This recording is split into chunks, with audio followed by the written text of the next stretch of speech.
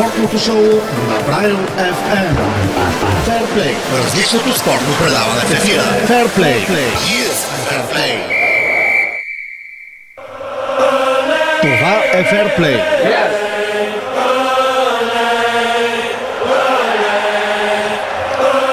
Уважаеми дами и господа, това е Ферплей. Вие слушате Брайо FM. Здравейте! Ферплей. Ето за какво ще си говорим в следващите няколко, т.е. около 2 часа тук в този ефир.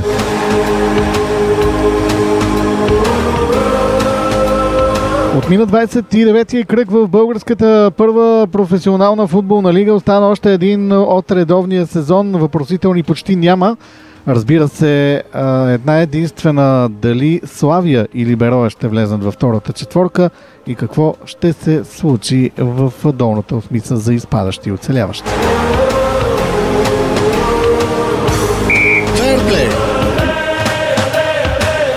Ще си поговорим, разбира се, и за това, което се случи в европейските първенства, защото е интересно в Испания, където Реал и Барселона взеха трудни гостувания, а в Италия Наполи продължава да гони Интер в стремежа си да стане шампион на тази страна.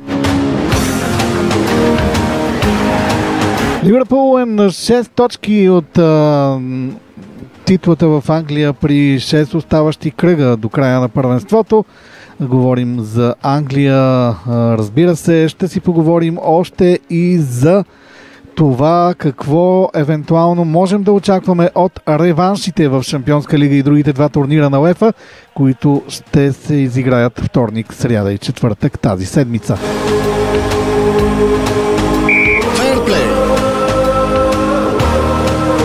Ще говорим за тенис, защото Карлос Алкарас спечели Мастърса в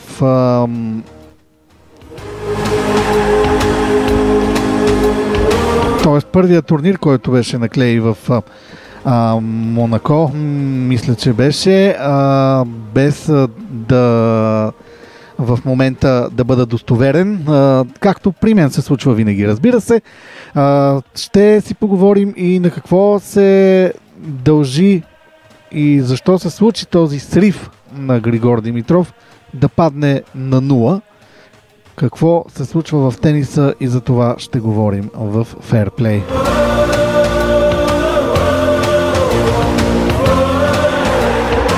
Как се представи борбата България на европейското по борба в Братислава? Ще си поговорим и за летящият старт на българския национален отбор по вдигане на тежести. 2 златни медала още в първия ден на нашето участие, втори на европейското първенство, което се провежда в Кишинев. Всичко около тези 2 събития и още теми в Ферплей.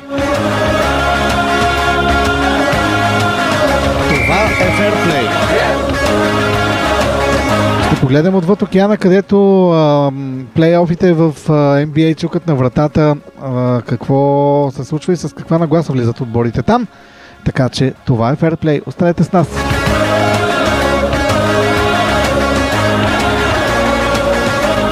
Това са само част от темите, уважаеми дами и господа. Тези и още такива ще обсъдим тук в този ефир. Музика по радиото с вас е Иван Иванов. След една песен започваме. Не сменяйте радиото. Това е Ферплей. Ферплей. Брайо FM.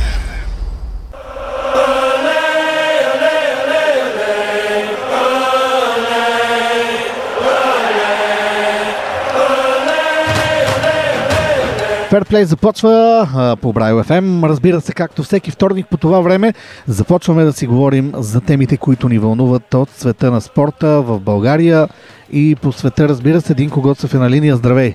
Здравей! Започваме с така горещите теми. Ами да започнем от българския футбол, където 29-тия кръг се извъртя. Видяхме загуба на Левски, първа от новата година. Първа победа на Ботев Пловдив от началото на 2025-та.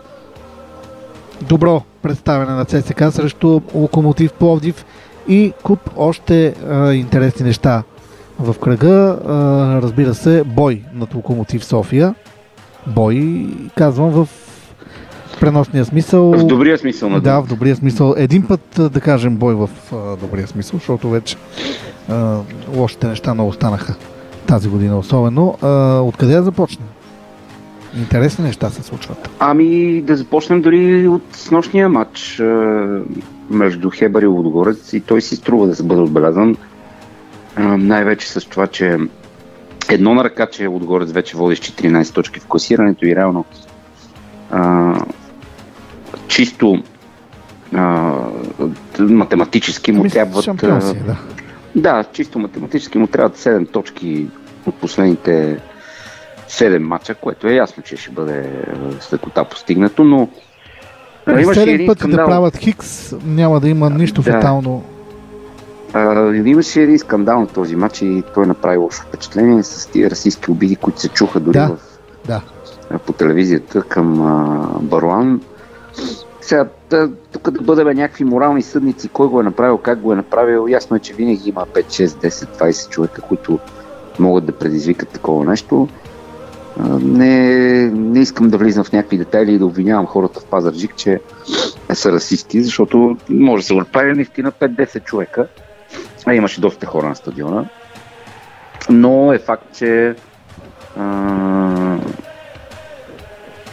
направи впечатление и на треньора на Лудогорец, на съиграчите, съдията спря мача, видя се ясно, докато не спрат тия подвиквания и тия маймунски звуци. Изобщо неща, които са неприятни. Сега Йовичевич е прав за едно нещо, че за имиджа на български футбол това не работи добре, защото напоследък влизаме в световния обмен не с това, че някой наш отбор е направил нещо в европейските турнири или че някой наш играч е отишъл в голям европейски клуб, а с това, че почетохме с минута мълчание жив човек, с това, че в стаичката за VAR човек си гледа телефона и на него се вижда платформа на бетинг компания.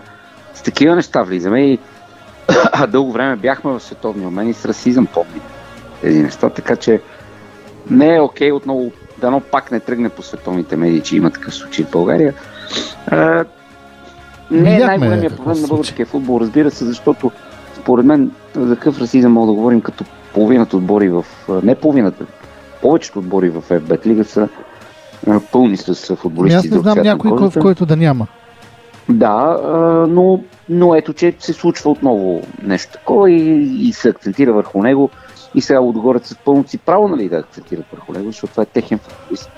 И те трябва да му бранят и психиката, и правата, и така нататък. Иначе, какво друго? Левски загуби за първи път. Сега, честно казано, прочетох страшно много критики, рязане на вени, едва ли не колко лошо играе Левски. Обида към феновете е било... Ами не знам, аз не съм на това мнение, аз продължавам да си мисля, може би защото гледам Левски обективно и отстрани, без емоции. Аз си мисля, че Левски прави една много прилична пролет, както и направи много прилична есен. Ама разбира се, да не забравяме, че... те са на второ място. Не само, да не забравяме, че Левски тръгна от много лоша изходна позиция преди старта си. Значи, ако за някои отбори те тръгнаха, както се казва, на чисто в едно сезон, Левски тръгна под нулата. Защото в миналия сезон да не забравяме, че Левски завърши кошмарно, не игра Европа, не стигна дори до бараж за Европа. И имаше страхотна натисна публика, страхотно разочарование, много разделение на тема ръководство, както и не големи очаквания към сезона с един млад треньор като Генчев. И въпреки това Левски направи такава есен, че беше на второ място. Не, всъщност делеше второто място тогава с още два отбора, но сега е далеч пред тях. И в първенство, в което, да си го кажем честно, има един клуб, който просто все още е много по-силен от останалите. По всякакъв начин, икономически и както искаш го наречи. Точно така е. Да си втори не е срамно. Може би левскарите ги е яд, както и цесекарите други години се е случвало, че са твърде далеч от битка за титлата. Може би това е разочарованието, но при никакви обстоятелства аз не приемам, че Левски прави трагичен сезон. Левски прави съвсем приемлив сезон за обстоятелствата. В какви обстоятелства работи ръководството, което постоянно гледа там един плакат виси на сектор Б Сирако вън. Изобщо не казвам, че хората нямат право да го държат този плакат. Те си имат техните причини, ние знаем какви са нещата в публиката на Левски и защо се случва всичко това. И помним предисторията, то минаха точно 2 години от този ден, в който Драгомир Стоилов си тръгна и се раздели синята общественост. Да, беше точно преди Великден. Да, беше, мисля, че даже датата беше 8 април 2023 година. И сега всеки има своето мнение по тази тема, но гледайки отбора на Левски, виждайки какви играчи се привличат, за какви, т.е. те повечето реално са привлечени без трансферни суми, да. И с това, че се смени треньор и се взе един човек, който е напълно външен за българския футбол. Не знам какво са очаквали хората като резултати. Изведнъж Левски да направи някакъв пълен актив и да издуха отгоре с първото място, може би, не знам, не е реалистично. Затова смятам, че това рязане на вене е прибързано, говоря чисто спортно-технически около отбора. Другите неща, които са си, те ще продължат като разделение, като теми, като кой за, кой против ръководство, кой за, кой против Стоилов и така нататък. Докато за ЦСК, да. За ЦСК нека кажем, че направи силен мач. ЦСК направи един от добрите си мачове този сезон и за мен това е образец или нека кажем стандарта, по който ЦСК трябва да играе, когато домакинства в София и когато особено играе срещу отбор, който е извън топ 3. Той трябва да бъде надиграван по този начин, да има положение и головете ще влизат. Дали са 2, дали са 5, дали 1, няма голямо значение, важни са точките. Те са задължителни срещу такъв съперник. Цялото ми уважение към Локомотив Пловдив като клуб, но Локо Пловдив в момента просто не е конкурентен.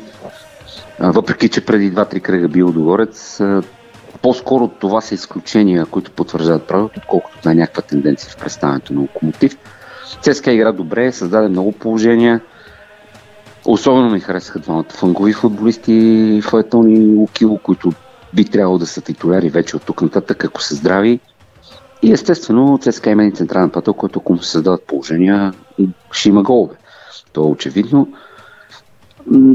Не смятам, че трябва чак толкова да изпадаме и в еуфория от това, че ЦСКА играл добре един матч.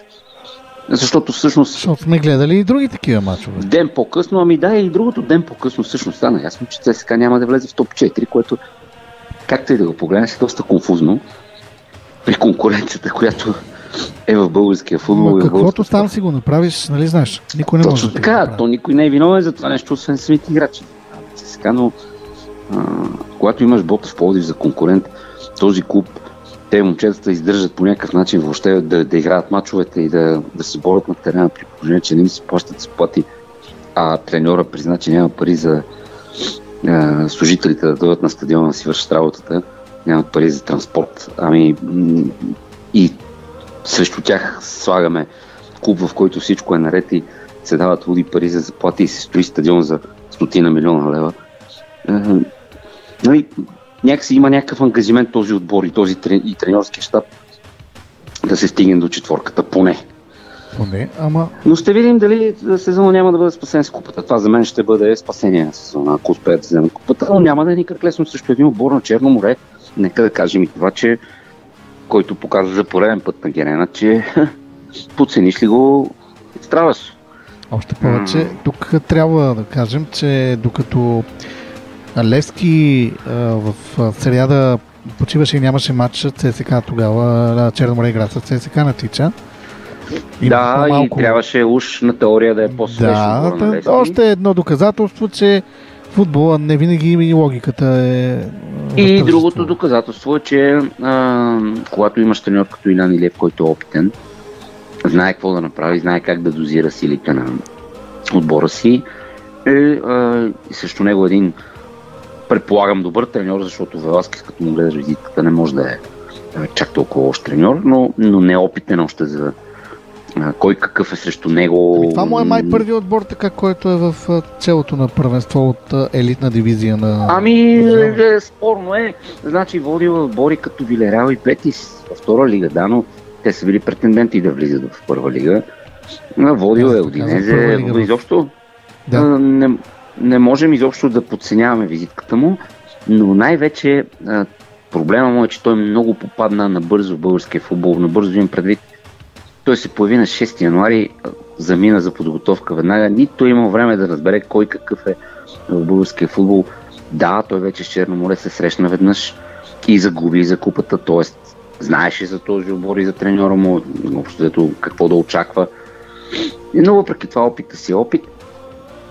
И още нещо много важно, този матч всъщност, колкото и да си говорим за всички тия неща, като спортно-технически зависимости и тенденции, всъщност показва, че в футбола може да доминираш цяло по време, защото Левски през първото по време владеше тотално инициативата и за няколко минути невнимание да се обърне всичко. Ако подцениш ситуацията или ако се случи така, че пък на съперника му влязат и двата точни удара, две от две положения. Но не мисля, че нещо трагично е станало за Левски. Аз смятам, че това направи още по-интересна битката в четворката, защото от тук нататък и Арда, и Черно море ще преследват второто място. Точно така, Черно море има още един матч за купата, където Черно нищо море не се ясно, знае. че има и полуфинал за купата с ЦСКА, който може да бъде кръстопътен и за двата отбора през сезона. Да споменем Арда задължително, който вкара 17 гола за 4 мача и отново изнесе шоу, вкара 5 на Локо София.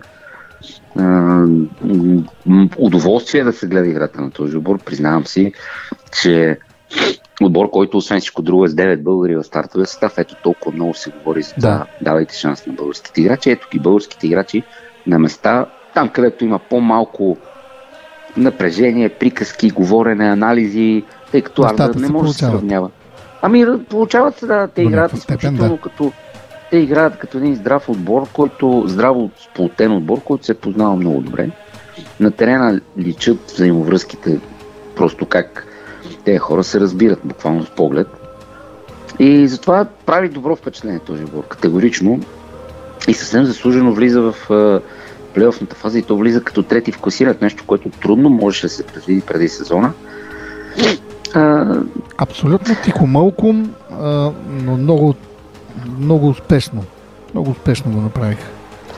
Направиха го и аплодисменти и за Сашо Тунчев, защото не е лесно, отбор без звезди, макар че веднага казвам, вижте къде е играл централният нападател, примерно Уфор. Има мачове в мейджор лигата на щатите, не е случайен играч. Тоест, то има такива, попадат в българския футбол, хора, на които не им се обръща много внимание като дойдат, защото всеки си мисли, той да е стигнал до тук. Да, кой едва ли не, той щом е тук в България. Ама и в Беро има 2-3 момчета, които са минали през страхотни академии в Аржентина. Не са получили шанс, ще се върнат там, аз съм убеден, това е и целта на този проект. За мен да продава, да връща играчи в Южна Америка. И също и те правят добро впечатление, ще стигнем и до това, но Берое. Сега, тук вече идва много важен матч за тях, защото след победата на Славия на понеделник, Берое може да остане в последната осмица, ако не вземе точка във Варна тича, но ще видим там какво ще се случи.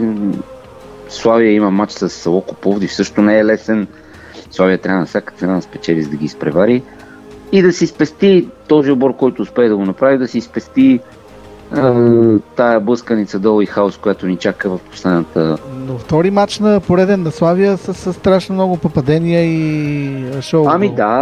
Изобщо трябва да ти кажа, че мачовете на този отбор никак не се скучи напоследък. Ние бяхме свикнали един друг стил на Загорчич да гледаме, но в момента Славия играе и добре в атака, не е и толкова вероятно стабилен защита.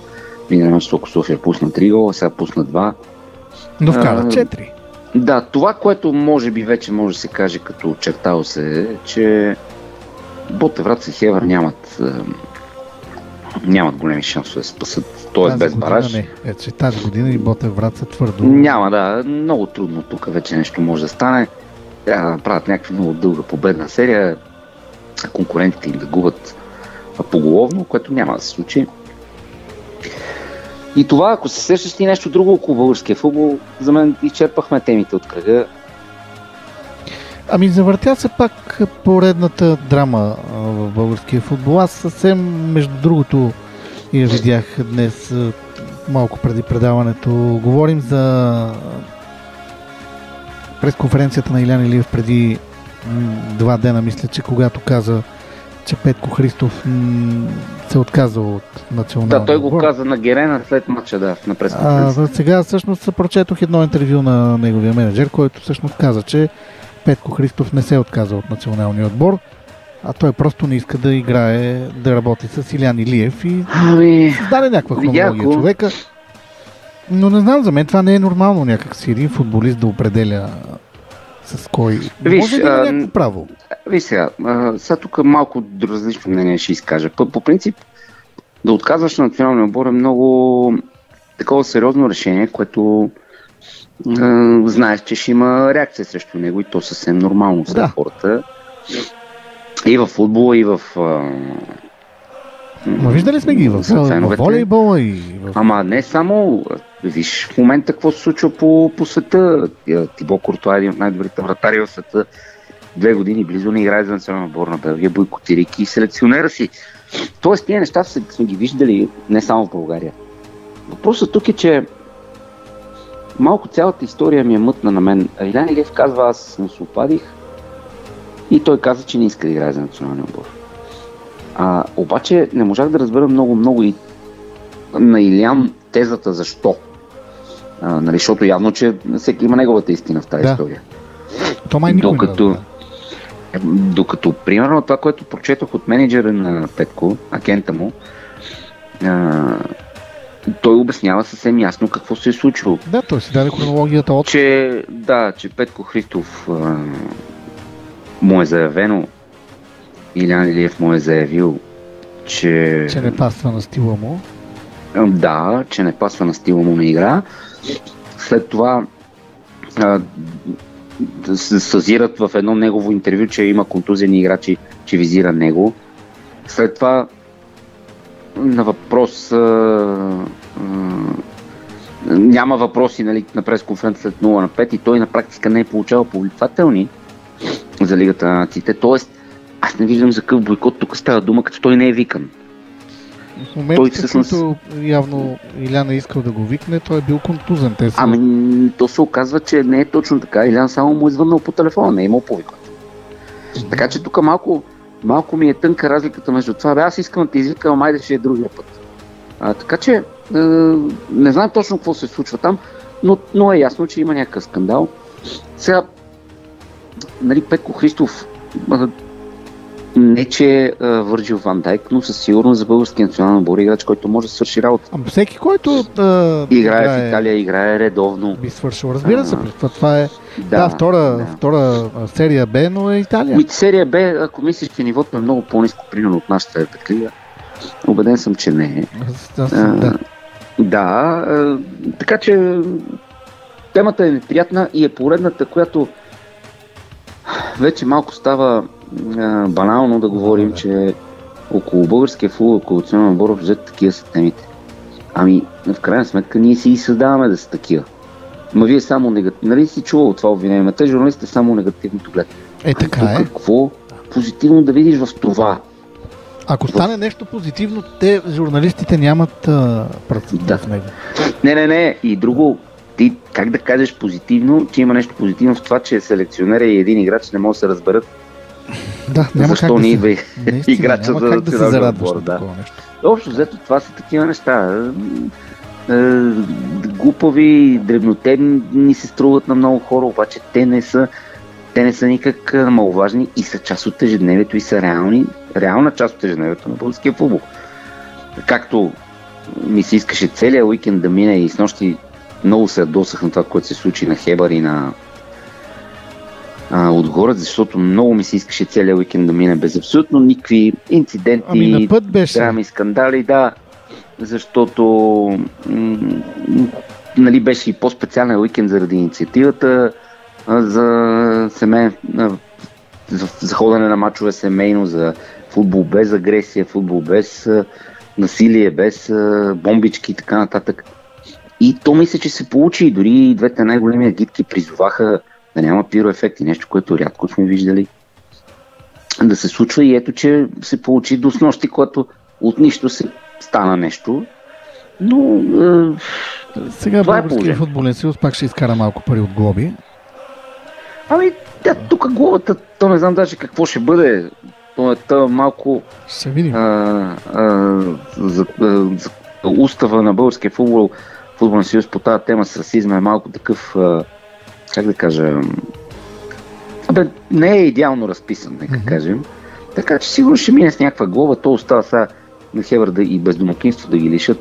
Не, че няма да е правилно, нали, с оглед на провинението, но те така или иначе са толкова закъсали да търсят сега и стадион, къде да играят. Треньори им наказаха. Треньори им наказани да търсят и на друг стадион да играят, да дават и пари за наем и за пътуване и да се без публика.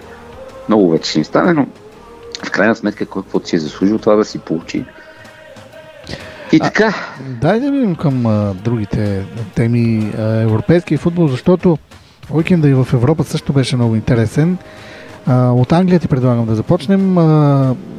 Ливърпул се доближава смело към титлата. Ливърпул се доближава много до титлата.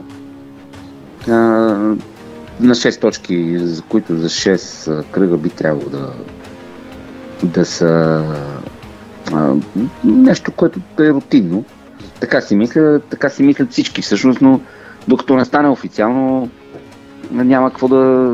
Има и предвид, че в Англия конкуренцията не е баш като в България, така че... Не, да, въпреки това, да ти кажа честно, аз като фен на Ливърпул нямам големи притеснения, най-вече защото с оглед на целия сезон... Така е. Чисто статистически, когато видиш отбор, който е загубил 2 мача за 32, сега малко странно ми се вижда да загуби 4 от последните 6 или 5 от последните 6, но виждаш колко е трудно и този мач с Уест Хем беше голяма драма и много труден и накрая се стигна до изравняване и то заслужено. Уест Хем играха добре и накрая се наложи Ван Дайк да спасява Ливърпул в последната минута. Така че лесно няма. На такова ниво лесно няма. В същото време Арсенал пък направи... То там е другия, може би, голям проблем, че Ливърпул, нали, не се знае дали спечели всички мачове, обаче Арсенал не е особено упорит в преследването му. Взима прави някакви губи, някакви точки от дома, дето би трябвало да са рутинни мачове. Така че и това ще допринесе. Така мисля, че няма да има проблем Ливърпул да стане шампион. Той си постоя достатъчно добре с тая голяма преднина. И нещо много важно, това в никакъв случай не означава, че тъй като един отбор води с 13 точки, че лигата е лесна. Напротив, аз смятам, че това е най-добрата, най-силната и най-конкурентна висша лига от много години сам. Само погледни хронологията на сезона от началото до сега, да видиш, че имаше периоди, в които съвсем никой не беше сигурен, че Ливърпул може да стане шампион. Тая конкуренцията беше жестока. Това, погледни къде са английските отбори в Европа. И 2 на четвъртфинал в Шампионската лига, 2 на четвъртфинал в Лига Европа, един най-вероятно ще вземе Лигата на конференциите. Това означава, че тази лига е много силна на ниво европейски футбол. Виждаш какво се случи в матча Арсенал и Реал Мадрид. Арсенал е отбора, с който Ливърпул се бори за титлата, очевидно не е слаб отбор, но няма как някой да го помисли след 3-0, как ги разбиха в Шампионската лига. Изобщо, това е, си мисля, че... Да, и аз ще кажа и още нещо. Поне още 1-2 години тази тенденция ще продължи Висшата лига да е много силна. Защото докато не влязат в сила тия финансови правила, които регулират някои неща, ето сега Сити се очаква да 400 милиона през лятото. За играчите имат вече 200, за 200 взеха нови през януари, плюс имат съвсем не лош състав, нищо, че направиха слаб сезон сега. Така че този отбор, нали, се сещаш какво ще представлява след година, т.е. след няколко месеца. Така че това за Англия. Там предстоят и полуфинали за купата на FA в края на месеца, които ще са много интересни. Но смятам, че първенствата на Италия и Испания са по-любопитни. Да, вземи думите от устата. И аз точно да кажа. Да, откъдето кажеш, оттам да започнем. Айде Италия, че там битката между Интер и Наполи продължава. Продължава и с нощи Наполи взе задължителна победа. Рутинно 3-0 срещу Емполи, което означава, че е 3 точки само разликата. Гледах програмата на двата отбора и на хартия поне изглежда, че тази Интер е по-трудна. Интер играе с няколко водещи отбора, играе с Рома, играе с Лацио, играе с Болония, още следващия кръг. Болония и трите отбора са в битката за топ 4 и са от елитните отбори на Италия. Предстои му реванш полуфинал с Милан в купата, предстои му реванш в сряда с Байерн в Шампионската лига. Изобщо Интер има по-натоварен календар с повече мачове, които са срещу елитни отбори. Наполи няма лесни мачове, в смисъл, че тези доста мачове срещу отбори, които се борят да не изпаднат. Те тия мачове обикновено са много трудни. Но все пак като качество на опонентите Наполи играе с отбори, които са на по-ниско ниво. Тоест, ако по това може да се съди, Наполи е в по-добра позиция с оглед на програмата. Ама Интер си Интер. И опита е на страната на Интер, все пак това е действащия шампион. Така че ще бъде много интересно. Изобщо не изключвам да се заплете интригата още. Интер може да не бие още в Болония другата седмица, много труден съперник. Може да не победи Лацио, може да не победи Рома. Тези отбори са много корави, също и с много качествени играчи, така че ще видим и там какво ще се случи, но там има и голяма битка за четворката, тъй като още не е сигурно дали петото място ще дава на Шампионска лига. В Англия е сигурно, не е ясно второто първенство, което ще вземе пета квота. Много е възможно да Италия, може там да Испания. Битката между Италия и... Ами основно Италия и Испания. Испания, нали така? Много трудно вече Германия може да... Особено ако Байерн и Дортмунд паднат тук на този етап. Почти сигурно... Не почти сигурно, ами със сигурност ще е или в Италия, или в Испания. Квотата, като в Италия имаме третия Аталанта, който така е малко по-напред от останалите. И надолу отбори Ювентус, Болония, Лацио, Рома, дори Фиорентина и Милан, които имат апетити в последните 6 кръга да атакуват на тия места, така че тази битка също е много интересна. Тя е сходна на тази в Англия за четворката, където след Ливърпул и Арсенал, които са сигурни за Шампионската лига, имаме Нотингъм Форест, Нюкасъл, Челси, Манчестър Сити, Астън Вила, 5 отбора за 3 места, които ще до последно всеки матч ще бъде решаващ до края на сезон за тях. Интересно ще бъде в Испания. Реал Мадрид и Барса продължават зверската гонитба към титлата. Да видим кой ще спечели в крайна сметка. Да не забравяме, че на 26-ти, мисля, че април пък е и финала за Купата на Краля. Финала за Купата на 11-ти май пък е матча в първенството. Точно така. Ел Класико в Барселона.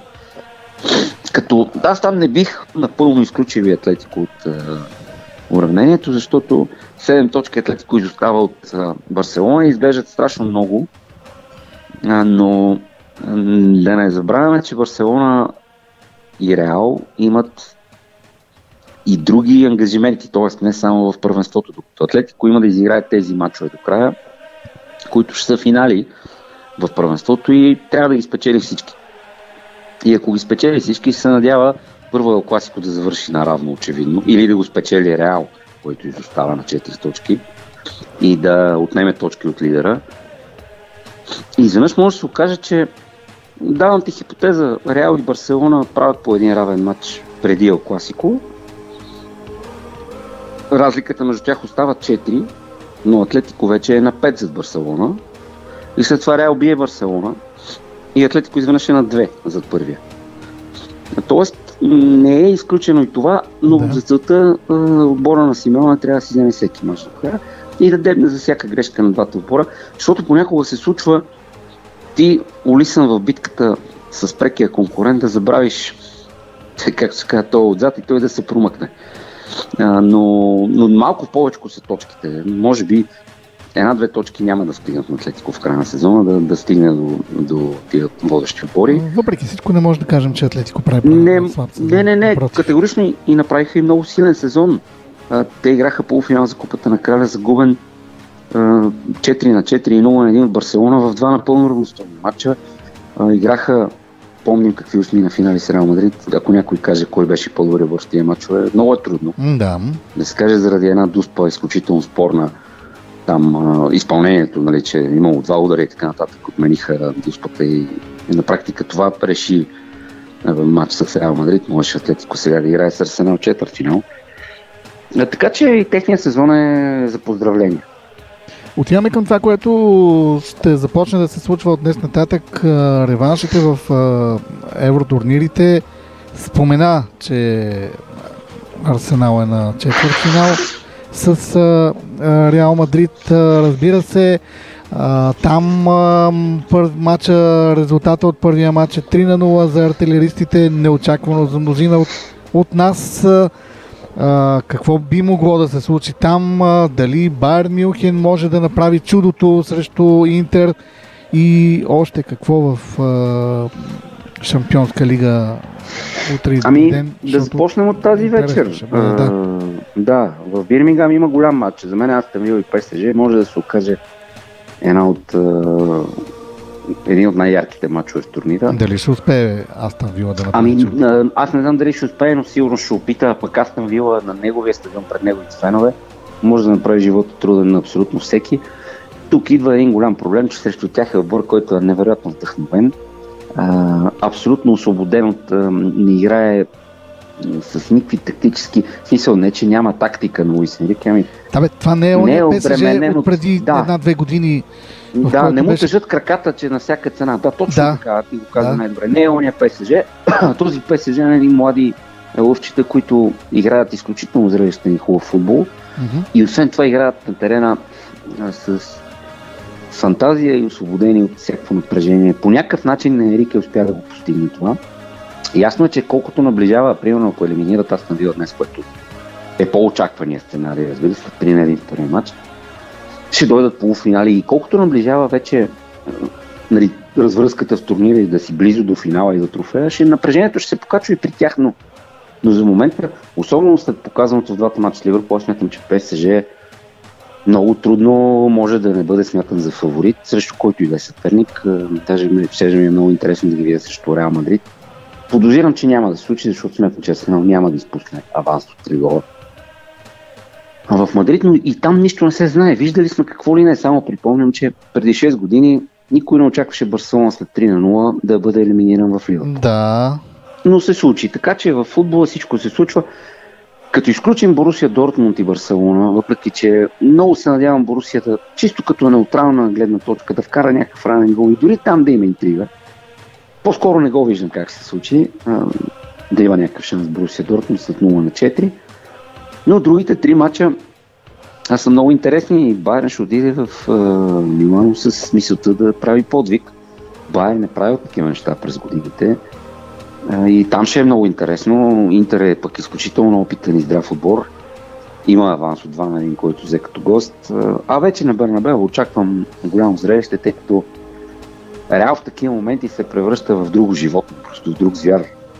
И ще го дигне и стадиона и всичко.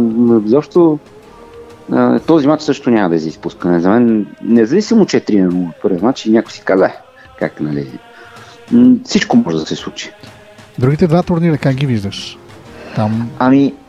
Да ти кажа честно, в Лига Европа има една сюжетна линия, която не бива да се изпуска от важните в европейския футбол. Има два клуба и то големи клубове, английски Юнайтед и Тотнъм, които буквално ще спасяват сезона с този турнир, тъй като сезонът им е катастрофален в първенството. Така. И турнира Лига Европа спасява сезона, да уточним, защото той дава излъз към Шампионска лига. Но трябва да го спечелиш. Сега и двата отбора ги чакат много тежки реванши. Мисля, че Юнайтед е с по-добри шансове, тъй като приема Лион след 2-2. Но от Трафорд Юнайтед е по-голямото име в европейския футбол. При всичките му проблеми, кадрови и спорт-технически, мисля, че е фаворит да спечели този матч. Докато Тотнъм отива в Франкфурт срещу Айнтрахта, този отбор не го пожелавам на никого като съперник, просто изключително неприятен, неудобен да играе срещу него. Особено на неговия стадион. Един на един взе добър резултат в Лондон, т.е. за мен тук Айнтрахт е лек фаворит, но има и една друга, даже две други интересни двойки в турнира. Да не забравяме, че Бодо Глимт бил Лацио с 2-0, т.е. големия фаворит тази двойка определено. И тук е неочаквано, да. И сега в Рим ще трябва да създава адска атмосфера и да се прави обрат, което не е невъзможно, даже аз смятам, че може би ще се случи. Не мисля, че Бодо може да играе навън на Олимпико, така както играл дома. Има един специфичен стил, който на техния стил върви. така казано разговорно, друго ще е в Италия. И стигаме до матча Билбао и Рейнджърс. Атлетик не успя да бие в Глазго, изпусна Дуспа и един куп положения. Рейнджърс игра с 10 души още от самото начало на матча, но издържа 0-0, пък заровеното куче за връзката е, че Билбао от голния финал, който ще е на неговия стадион, което е огромен стимул за този клуб да стигне до финал и да играе на практика в дома за трофея. Така че този турнир също е много интересен. На мен ми е много интересен. Малко по-различно е ситуацията с Лигата на конференция. Там има няколко малки отбора, така по-периферни, как да кажа, Егелония, Легия. Занижават интереса на редовия Целия, да, те и трите ще отпаднат най-вероятно още сега. Но това пък, от друга страна, ние както казваме, нали, че ги няма големите имена от големите първенства, това пък още веднъж потвърждава тезата на УЕФА, че този турнир е отворена врата за нации като нашата. Аз си представям, да кажем, един лудогорец в добра форма да беше стигнал до този етап на този турнир, ако беше в него. Само че той беше в Лига Европа, което е доста по-силно като качество. Така че това в следващите години също трябва да се държи под око. За мен българските отбори при изгубяването на един конкурентен състав могат да търсят пролетни елиминации в този турнир. Към момента в този много трудно в Лига Европа, да не говорим за шампионска лига. Ето да видим, сега Левски са се запътили към второто място. Дай Боже да направят силна есен в Европа и да имат поводи сините фенове да се зарадват, и го казвам без грам ирония в момента. Ма той не е само Левски, тук говорим и за примерно ЦСКА, ако вземе купата, отива в Лига Европа. Точно така. И отива в Лига Европа, което при отпадане ще го прати в другия турнир също. Точно така. Тоест, да не говорим, че и Лудогорец може да стигне до този турнир, ако не успее да влезе в групите на Европа. Така че има шансове. Въпросът е дали и въобще някой дали ще ги използва. Минаваме към тениса, към края вече на нашето включване. Тенис и накрая ще кажем няколко думи за плейофите, които чукат на вратата в NBA, но преди това Алкарас спечели последния турнир, но настроението, както ти написа в превюто, бе помрачено на този хубав матч. И да кажем и на какво според специалистите се дължи този срив на Григор Димитров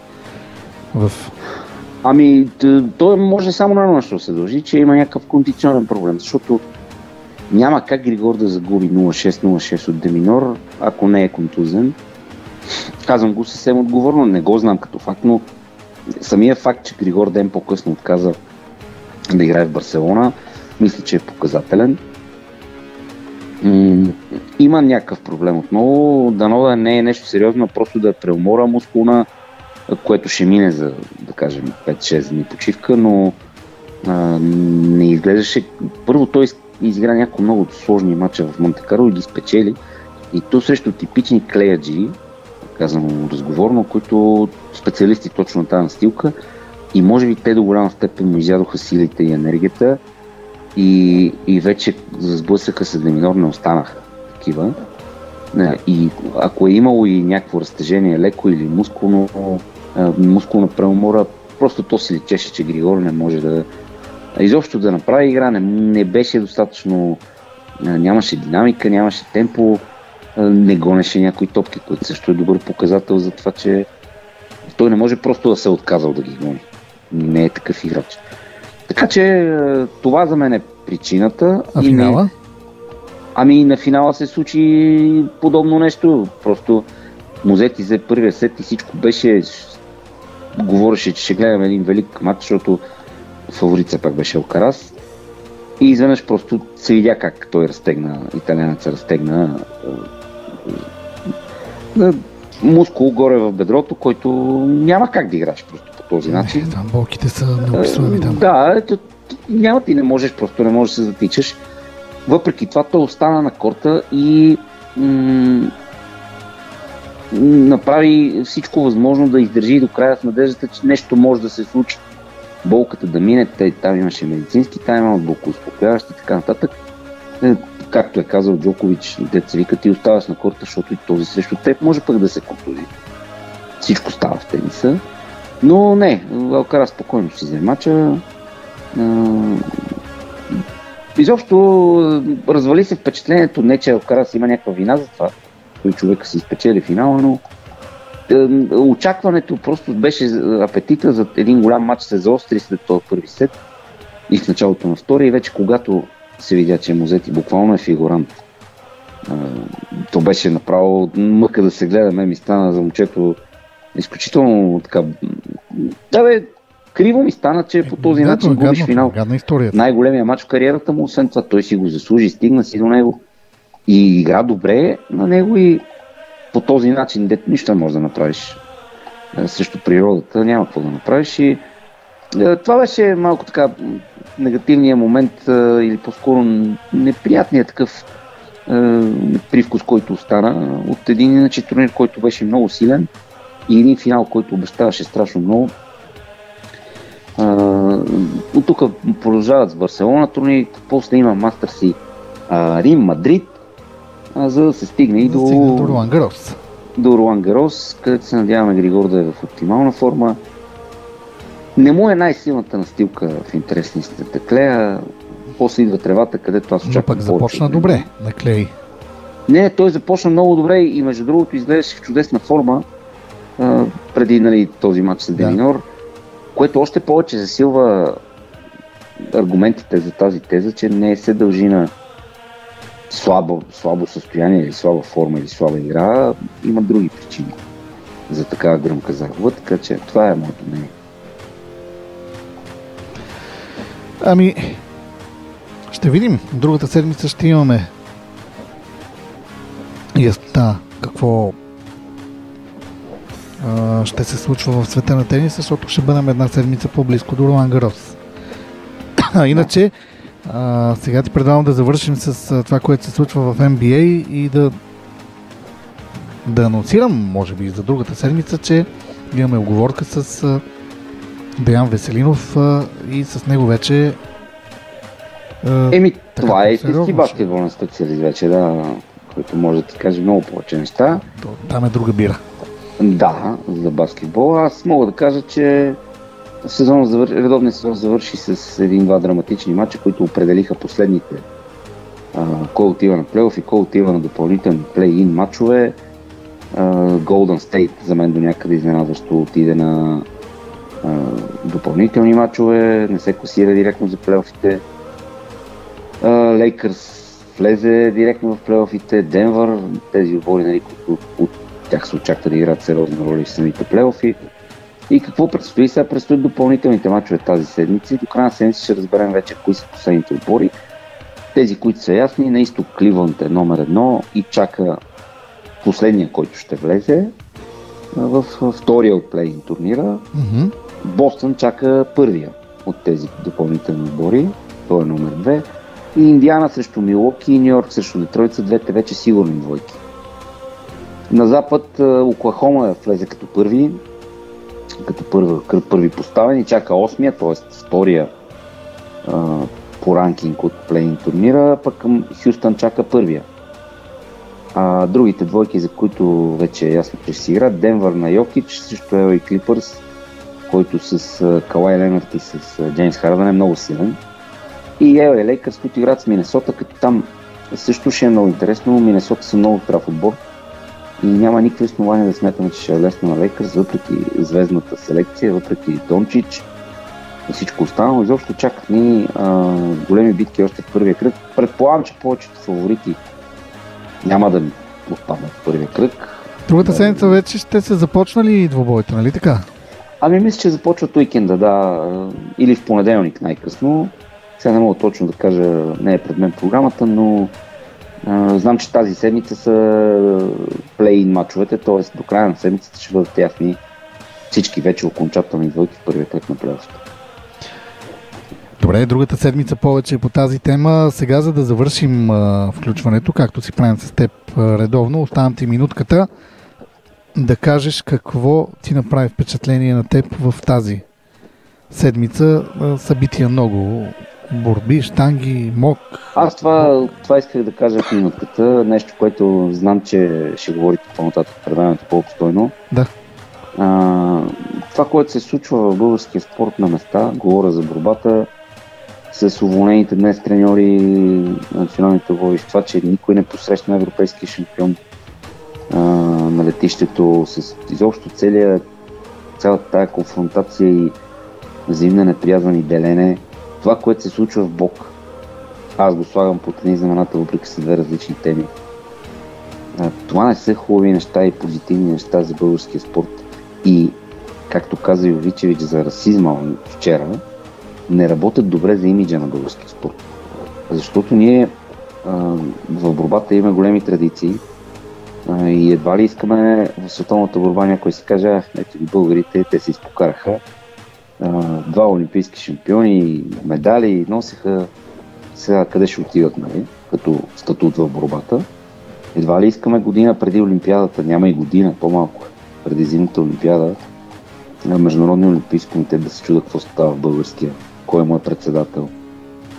Изобщо неща, които тотално не кореспондират с това, че спортът трябва да има уважение, трябва да умееш да губиш, трябва да умееш да правиш компромиси и да цениш тези, които допринасят и са наистина важни и са допринасяли за българския спорт и да поставяш неговите интереси пред твоите лични. Това са много важни неща. Така е. Аз малко по-късно ще кажа и моето мнение по тези теми. Само ще кажа, хубавото е, че в щангите поне за момента няма скандали. 2 медала в първия ден на нашето участие. Няма скандали, след като федерацията на практика фалира. Не забравяме. Така е, да. И това е така. Преди няколко месеца. Така е. Ами добре, така приключваме. Благодаря ти много. Следващата седмица, малко след Великден, те очаквам отново да си говорим за интересните неща, които ни вълнуват. И аз ти благодаря, всичко най-добро желая. Благодаря ти, Динко Гоцев, главен редактор на Corner BG беше това, уважаеми дами и господа. Сега продължаваме напред с музика по радиото, след което Fair Play се завръща с още интересни неща. Останете с нас. Това е Braille FM.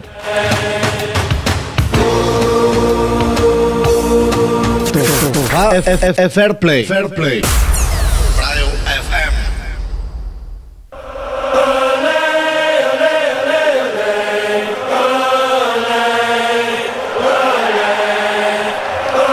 Дами и господа, това е Fair Play. Вие слушате Braille FM. Дойде времето, в което ще си говорим с Цеци Радулов за интересните неща, които са свързани с спорта, всичките теми, които са извън футбол, разбира се. Здравей, Цеци! Здравей! Откъде започваме? Ами, на Велики вторник, пред празничното издание трябва на Fair Play. Трябва да имаме велики теми. Да, трябва да има велики теми. Всичко и няколко дни след Цветница е този, как се казва, любимата ми фраза, букет от спортни събития. Да.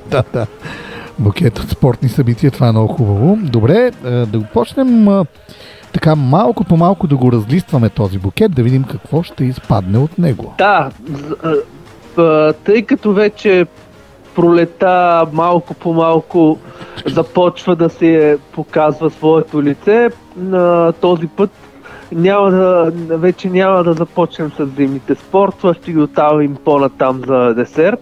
Добре. Така да се каже. И ще започнем с сериозните събития, една сериозна поредица от първенства, които се състояха и се провеждат в последните продължават дни. Да се провеждат. Да. Повреждат. Разбира се, едно от основните събития, което прикова погледите на зрителите, слава богу, имахме възможност да го наблюдаваме сравнително лесно на телевизионния екран. Става дума за Европейското първенство по борба. Да, даже в национален ефир. Да, точно така. В национален излучиха така. Добре. Какво се случи което там? се проведе в Братислава и завърши с едно солидно представяне за българския отбор, предвид сериозната конкуренция. Да.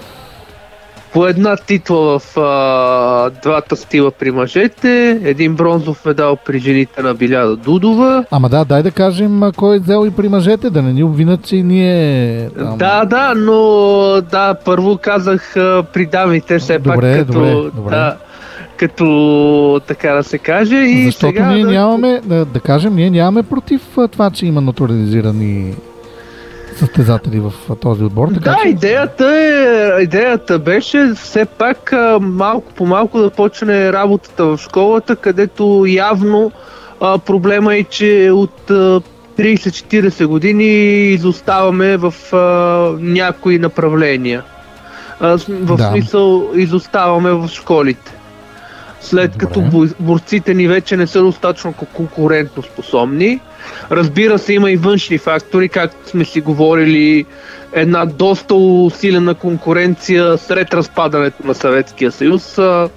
Ние както виждаме, нашия борец може да е на 5-6 място, а пред него всъщност той вместо да е втори, пред него има 4-5 човека от бившия СССР, както щеше да е преди. Сега вече има и съвсем друг фактор, който... Да, натурализирането. Натурализирането и то се получава поради, защото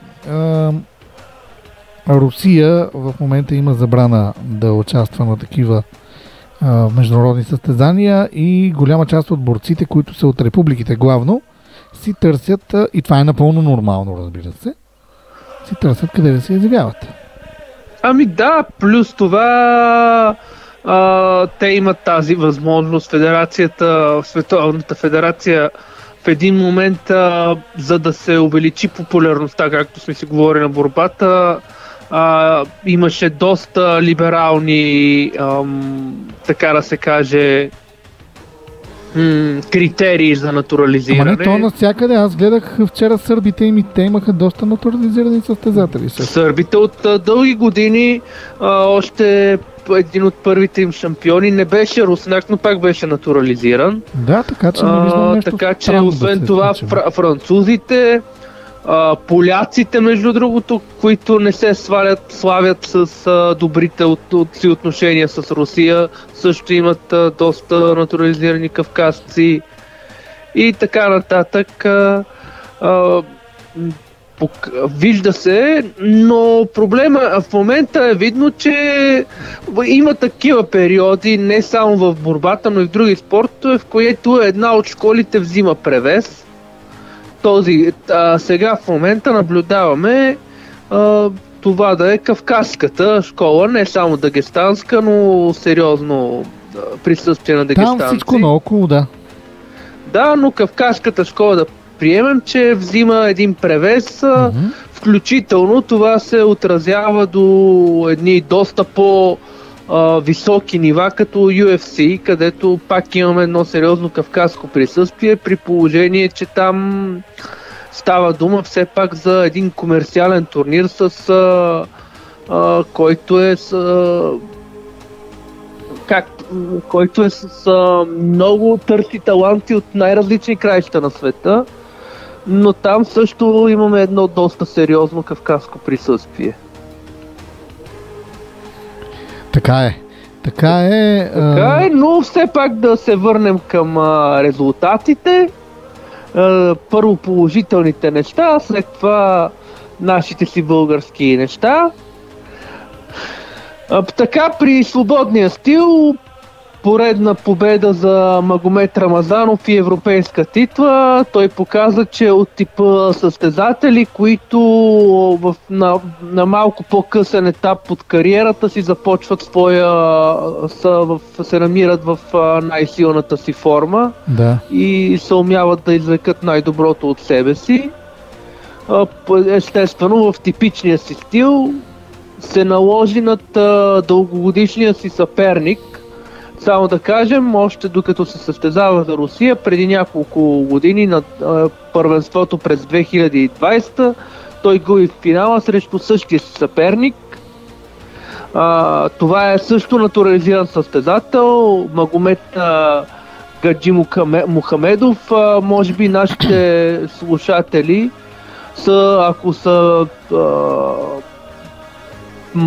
ако са имали възможността да наблюдават матча на Рамазанов, са слушали опитите на българския коментатор да се съобразява с беларуската транскрипция на името, но това всъщност си е Гаджи Мухамедов, един доста сериозен и солиден борец. Двамата добре се познават. Да, самия Рамазанов е казвал, че заимства неща от неговия стил. Да, и сега може би дойде време за реванш. Да, сега дойде, наистина е време за реванш. Браво. Уникален финал. Малко не достигна на други двама състезатели. Батаев и Рамазанов, по-малкият брат на Магомед, за бронзовите медали. Батаев отново се оказа на секунди от бронза. Трябва да поработят и двамата състезатели. Може би при тях с годините още малко като се натрупа опит ще повлияе добре върху играта им. Има още върху какво да работят, се наблюдава. Но и двамата са едни доста солидни. Останалите ни борци не успяха да стигнат до битката за медалите. Премълчаваме тактично, нали, така да се каже. Не сте имали късмет, така да кажем. Да, така да кажем. Не са имали късмет. Да, при жените споменахме и най-силното представяне беше при класиците. Семен Новиков остана със сребърния медал след два неуспешни опита да вземе точки, които доведоха до лесни точки за доста надъхания лозонци. Видимо разочарован беше накрая Новиков. Да, но Давид Лозонци е един много амбициозен състезател, много труден, който си има един свой типичен стил. Така че все пак Новиков може би пък на световното ще покаже най-доброто от себе си. Само да кажем, за момента не мога да кажа това със сигурност. Тази година, кога ще се проведе световното първенство по борба, дали пък въобще какво ще се случи с българския национален отбор, те първа предстои да се разбере, но все пак да продължим с медалистите ни. В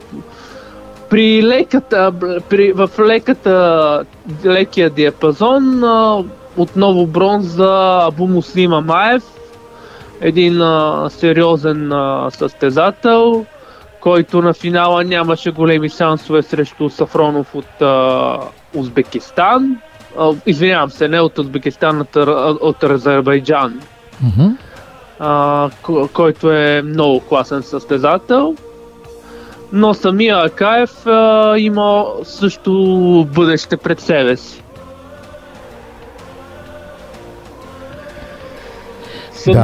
Ще видим. Да. Какво ще стане от тук нататък? Друго? Какво можем да кажем за борбата? Другите стилове? И разбира се, за борбата няма как да не минем към класиците. И най-големи успех там европейската титла за Кирил Милов, който на полуфинала се пребори с легендарния Алексанян в един много интересен стил, и Кирил Милов наистина показа интересни неща, много зряла игра. За съжаление, последните няколко години няколко контузии малко попречиха на развитието. Мал шанс, да. Да, попречиха на неговото развитие на този етап от кариерата, в който вече е набрал опит и има и самочувствие, но и също се намира в добра физическа форма. Като казахме за световното първенство, трябва да кажем, че то ще бъде през септември в Загреб. както се казва, доста близо. Близо, който не може да го отиде да го наблюдава, Да, най-вероятно пак. Малко преди това, през август ще имаме световно първенство до 20 години в София, така че също може да се наблюдава. А пък световното първенство до 23 години ще бъде в Нови Сад. Така че все тук в района. Година, между другото тази година доста от първенствата са в Балканския регион. Да. От календара една любопитна подробност. И така, след успехите, които съобщихме, медалите и успехите, които направиха нашите борци, наистина много добре, особено за Кирил Милов, който надяваме се, че това да бъде здрав през септември и да най-накрая да стигне до един световен резултат. Дано. Добре, и останаха ни само жените. Стигаме до развитието в ситуацията от чисто организационен характер. Знаем, преди Европейското първенство настъпи промяна в Федерацията по борба, която обаче запази отбора, който беше селектиран от старото ръководство. Първо се обявиха етични правила, коментирахме ги миналата седмица, с които се казва, че някои от тях включват и че езика, с който трябва да говорят състезателите в българския национален отбор е български и треньорите на българския национален отбор. Естествено, част от тях не знаят български, включително европейския ни шампион и олимпийски такъв, да припомним. Все пак Магомед Рамазанов даде вече няколко интервюта на руски език. След това той се завърна, бе посрещнат от нито един представител на федерацията, след като според думите на Станка Златева повечето от участниците в федерацията са в Братислава, пък тя била на изключително важен турнир в Петрич за кадети, с идеята да покаже колко е загрижена за развитието на младите надежди. Браво, обаче сега ще ти кажа според мен кое е най-жалкото в случая. Най-жалкото е, че всеки има от тези, които се борят за борбата и за властта в нея, те си имат някакви лични интереси, всеки се бори за тях и на никой не му пука за това, което се случва всъщност с българската борба, за това, че има хора, които все още представляват българския национален отбор и го представляват не лошо, защото медали видяхме в Европа. Надявам се и септември месец в световен мащаб да се повтори същото нещо. И въпреки всичко, хората не могат да преглътнат егото си. Станка Златева не може да разбере, че към момента, дали не може или по-скоро, не знам, не съм на нейното ниво, според мен около нея има някакви съветници, които май използват някакви нейни емоционални такова, защото тя на няколко пъти когато ставаше още в предизборна обстановка, говореше за някакви хора, дето са си взели медалите и ще си получават парите. Аз не разбирам, тя също имаше 2 пъти възможност да вземе олимпийска титла. Сега така ще случи, че не взе. Не взе, но пък колко пъти беше европейска и световна шампионка. Надали е останала без пари за това нещо. Не прилича на състезател на такова ниво, който, само да припомним, е решил да се заеме с сериозна организационна дейност. Тук няма как да сравняваме с това, което да речем един Христо Стоичков си е позволявал, тъй като той винаги го е позволявал малко като, го е правил като свободен електрон, докато Станка Златева прави коментарите вече като шеф на Българската федерация. Може да може да ме убеди, че едно първенство в Петрич за кадети е по-важно от европейско такова. А и част от изказванията и вече са доста неподходящи и реално тя е на практика в конфликта с една част от националния отбор. Все по-видима, като при положение, че малко трудно може да изкара друг национален отбор. За съжаление, да. То ако има откъде, така няма лошо. Колкото и да им ще ще и на Георги Мърков, тези са най-добрите състезатели.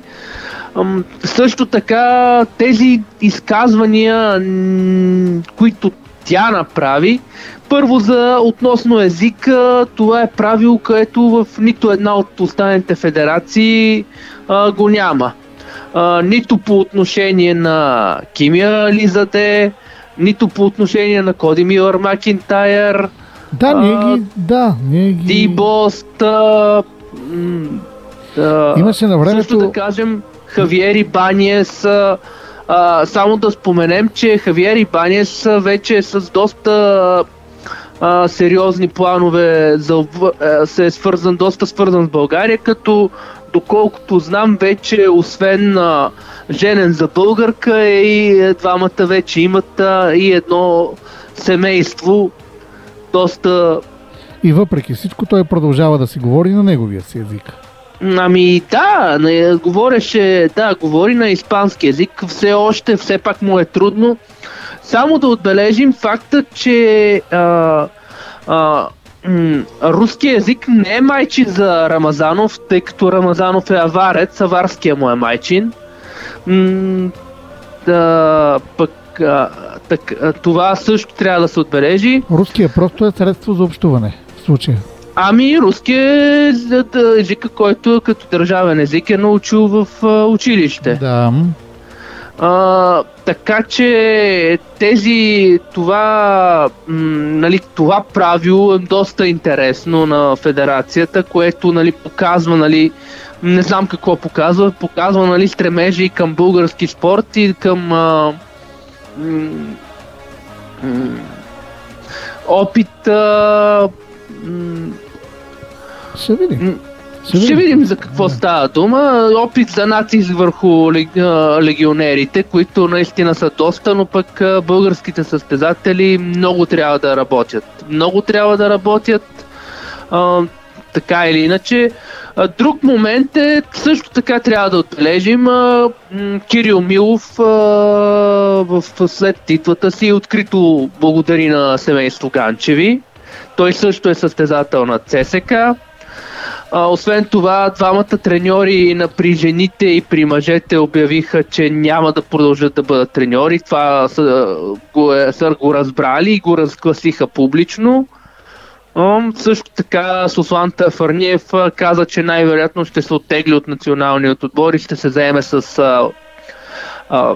отборът на ЦСК, където е и Магомед Рамазанов и още няколко класни състезатели. Освен това... Жалко. Освен това, срещу новото правило се изказа критично и Семьон Новиков, който каза, че никой не може да му каже точно на какъв език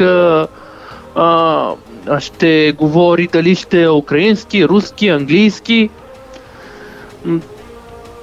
защитавайки един от своя съотборник. Доста... Ще видим, Станка Златева в момента излиза на преден план, опита се да говори самата тя според мен без да е запозната с някакси с развитието на борбата в световен план. Аз си предлагам да погледна на практика, може да съвсем спокойно да погледне какво се случва специално в свободната борба, където след още няколко титли на дагестанци можеха да я прекръстят на Дагестанка Златева в кръга на шегата. Не, моля те се. Ами, не знам, тези заяждания, опити за така, за да... Това са изкарване на преден план на лични интереси за сметка на национален спорт. В крайна сметка едно обновяване на националния отбор с неготови състезатели, на практика, което може да се получи, ще повлияе отрицателно върху българската борба. Знаем, дълги години българските борци не постигаха на практика нищо, освен може би някой друг медал от европейско първенство. И само да довърша, Суслан Фарниев обяви, че очаква към отбора на ЦСК да се присъедини класен борец в свръхтежката категория. Ама този отбор на ЦСК, той се бори в разни клубни състезания, нали така? Да. Добре, продължаваме сега да продължим с по-позитивни неща. Да, там където сега няма скандали, сме свикнали да има. Какво казваш? Сме свикнали да има. Да, може би малко се изчерпаха. Става дума за вдигането на тежести, друг наш любим спорт и традиционен за България. Вдигането на тежести започна европейското първенство в Кишинев, и то ударно, с 2 титли в един ден на Ангел Русев и Иван Димов. За Ангел Русев това беше 5-та титла европейска. Проблемът е, че в неговата категория в световен мащаб сериозна е доминацията на азиатците, което се видя и от миналата Олимпиада. Която трябва да опита да пребори в следващите състезания. Иначе и Русев и Димов бяха изключително убедителни. Димов вече се е възстановил от неуспешното си участие на Олимпийските игри. По-добре и психически, и физически. Трябва да отбележим също така още една хубава новина. Беше обявен штангист номер 1 на Европа. Това е Карлос Насар. Абсолютно. Мисля, че не е изненада за никой това нещо. Да, не е изненада за никой. Освен това, Карлос Насар обяви, че въпреки разминавания с федерацията, са успели да се разберат относно неговия договор.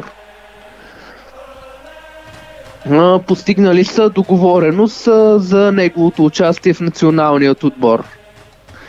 И очакваме през следващите дни резултатите от останалите категории. При мъжете основно, и се надяваме все пак при жените също малко по малко да постигнем по-добри резултати. Така че това е от към вдигането на тежести, да се надяваме там скандали да няма. Федерацията вече не е застрашена от фалит. За сега. Да. И тепърва ще видим какво ще ни донесе тази година. Какво ни предстои? Имаш ли представа от тук нататък на европейското по вдигане на тежести? Предстоят ни следващите няколко категории при мъжете. Може би към края на седмицата е рети на Карлос Насар.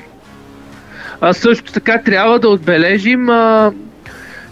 отбележим един друг факт. Това първенство също се предава в национален ефир. Почти. Почти, но все пак... Кабелен ефир, да. Национален кабелен ефир, така може да кажем. Което не е лошо, може да се гледа и... По-добре от никъде, в крайна сметка, ако сме на този... Добре, давай да видим сега напред. Да, така е, да видим. Да се прехвърлим към един друг спорт, но пак става дума за европейско първенство и европейска титла.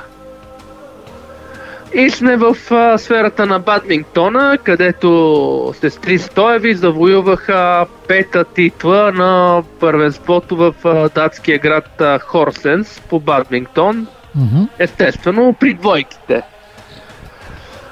Така всъщност те еднолично застанаха на върха като 5-кратни европейски континентални шампионки, докато преди това даляха с датска двойка, срещу която и те са се изправили по 4 пъти. Да. И отново показаха, че са най-добрата двойка на европейския континент. Аз тук няма какво да кажа, защото от бадминтон нищо не разбирам. Признавам си. Когато нашите играят на финал, гледам, стига да има къде, но иначе кръгла нула.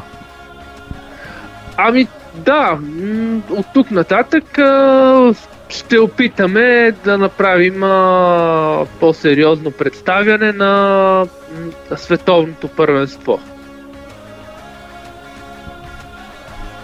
Добре, напред и нагоре с следващия спорт. Абсолютно напред и нагоре.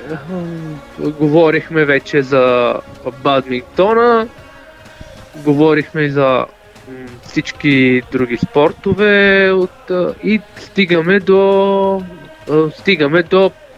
пак един български успех, спортната гимнастика. Става дума за световната купа в Осиек, където Валентина Георгиева зае първо място с изключително убедително представяне.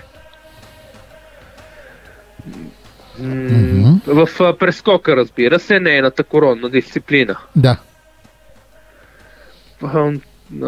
Така че трябва наистина да поздравим.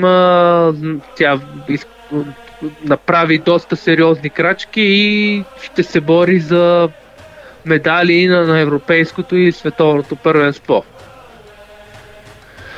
В същото време на провелия се световна купа по спортна гимнастика в Осиек, Даниел Трифонов взе 6-то място на финала на прескок и 8-то на успоредка.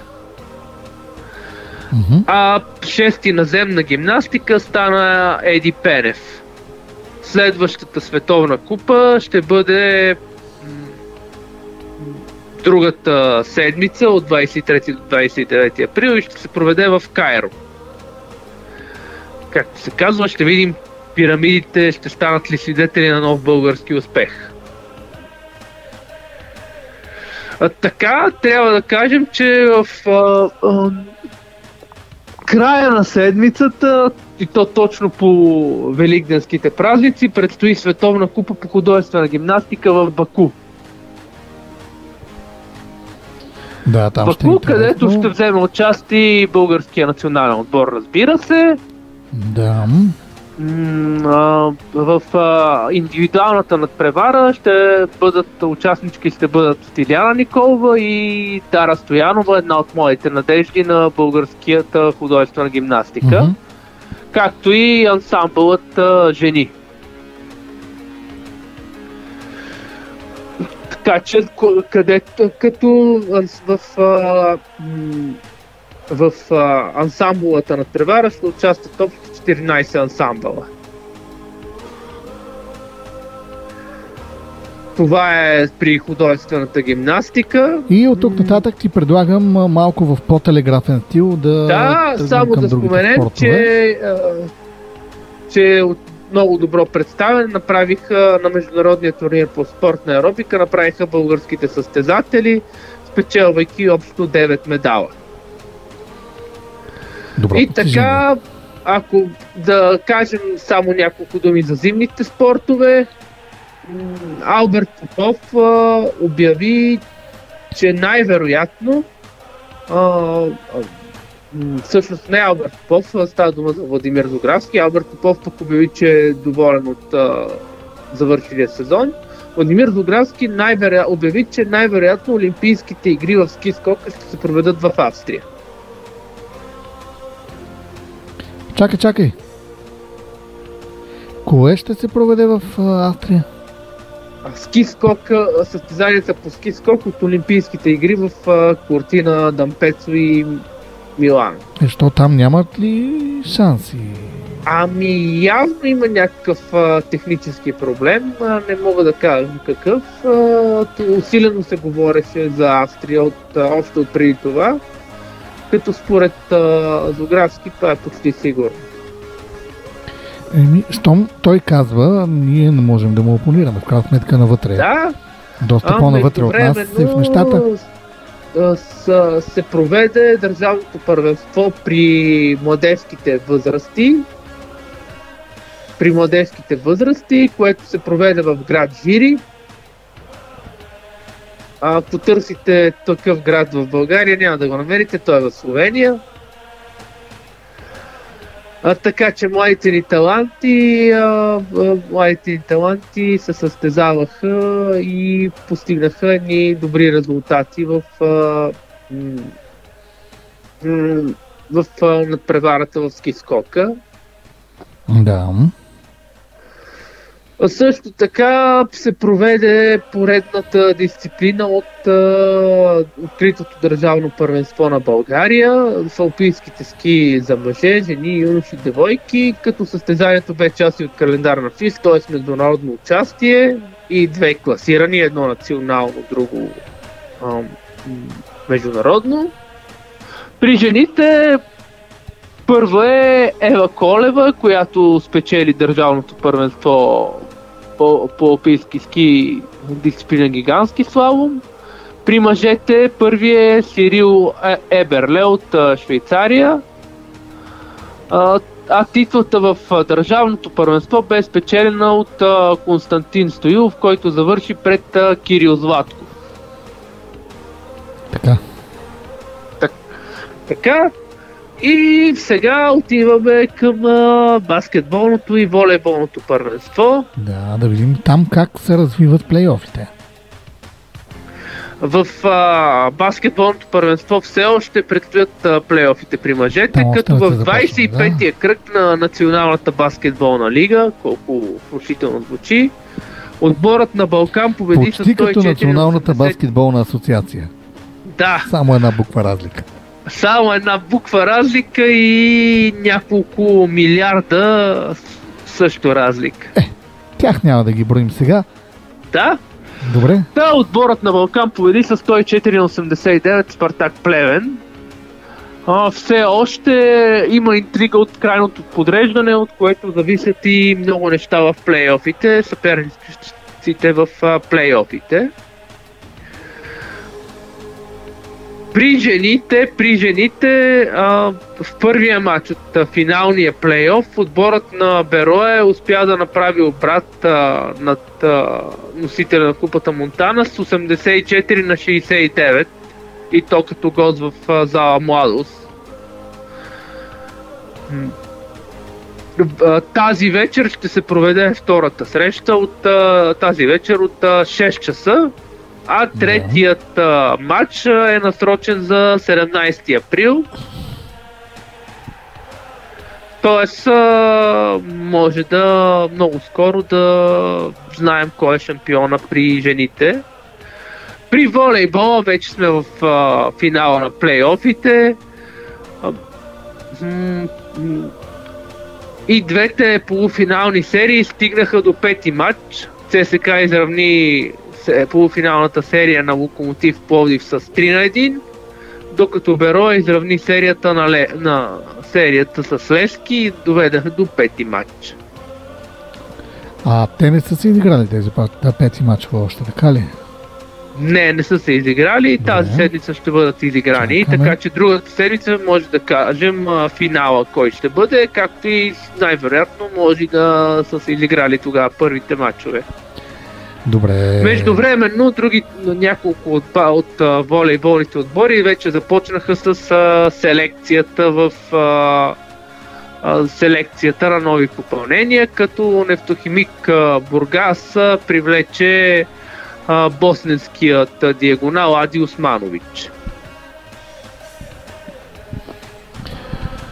Добре, останаха ти малко минутки да кажеш нещо и за АМФЛ, какво се случва там, как върват нещата. За АМФЛ приближаваме към финалния срок за записване на турнира ветерани в Пловдив, който ще се проведе в Асеновград.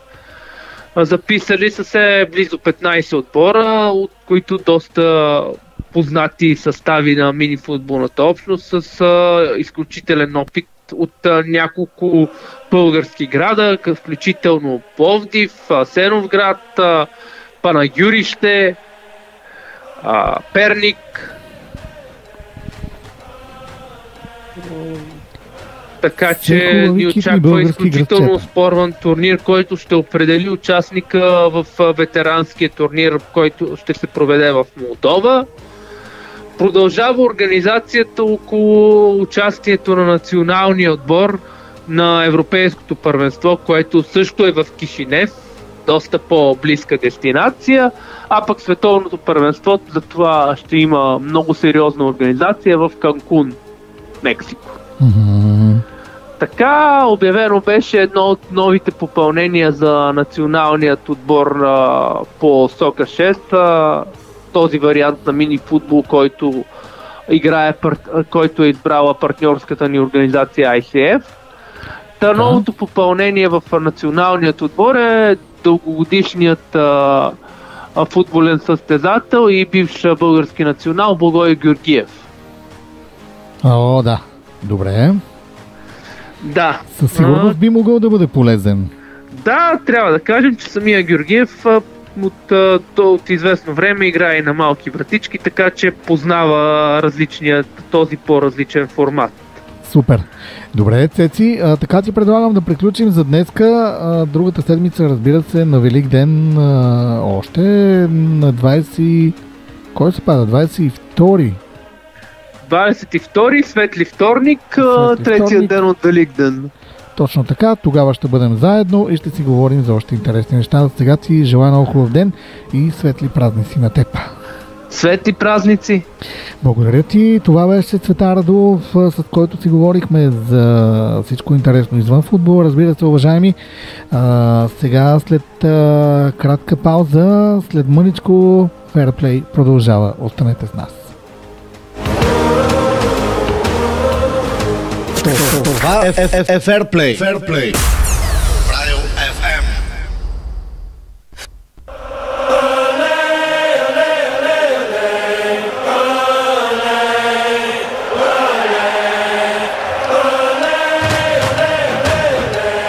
И така, уважаеми дами и господа, това е Fairplay. Всичко така приключва лека по лека за днешното издание на 15 април 2025 година. Накрая, преди да се разделим, но да ви кажа, че тази вечер от 10 часа българско време са мачовете между Астън Вила и ПСЖ в Бирмингам и Борусия Дортмунд и Барселона. Матч, който наглед е решен. Мачовете ще можете да ги наблюдавате в каналите на Max Sport, така че ако ви е интересно, аз съм сигурен, че щом слушате Fairplay, имате интерес към футбол и това, което се случва, гледайте и на другата седмица ще коментираме какво се е случило там. Разбира се, Fairplay може да слушате всеки вторник от 14 часа на живо в ефира на Braille FM, както и повторенията вторник вечер от 21 и сряда сутрин от 8 сутринта.